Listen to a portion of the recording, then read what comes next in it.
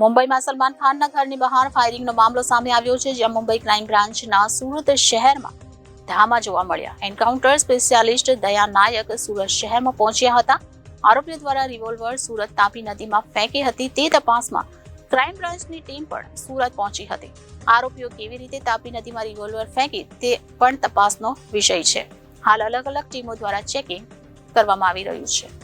Bollywood superstar Salman ખાનના મુંબઈ સ્થિત ઘરની બહાર ફાયરિંગ થયું હતું. આ ઘટના સવારે 4:55 વાગ્યાની આસપાસ બની હતી, જેની મુંબઈ પોલીસ હાલ આ સમગ્ર ઘટનાની તપાસ કરી રહી છે. બોલિવૂડ સુપરસ્ટાર સલમાન ખાનના ઘરની બહાર ફાયરિંગ કરવામાં આવ્યું હતું. જાણકારી મુજબ બે હુમલાખોરો બાઇક પર સવાર થઈને આવ્યા હતા. પોલીસ સીસીટીવી ફૂટેજની તપાસ કરી રહી છે. આ ઘટના સવારે 4:55 વાગ્યાની છે. ફાયરિંગની ઘટના બાદ સલમાન ખાનના ઘરની સુરક્ષા વધારી દેવામાં આવી હતી. ઉલ્લેખનીય છે કે બોલિવૂડના ભાઈજાન સલમાન ખાનને અનેકવાર જાનથી મારી નાખવાની ધમકી મળી ચૂકી છે. કુખ્યાત ગેંગસ્ટર લોરેન્સ બિશ્નોઈએ ઘણી વખત સલમાન ખાનને જાનથી મારી નાખવાની ધમકી આપી છે. એક ટેલિવિઝન ઇન્ટરવ્યુમાં પણ તેણે ખુલ્લેઆમ કહ્યું હતું કે તેના જીવનનું લક્ષ્ય સલમાન ખાનને મારવાનું છે.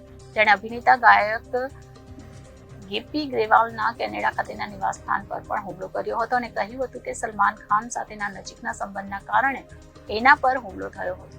લોરેન્સ બિશ્નોઈની ધમકી બાદ મુંબઈ પોલીસે સલમાન ખાનની સુરક્ષાની સમીક્ષા કરી હતી. ત્યારે મુંબઈ સલમાન ખાન ઘરની બહાર ફાયરિંગના મામલે મુંબઈ ક્રાઇમ બ્રાન્ચના સુરત શહેરમાં ધામા જોવા મળ્યા.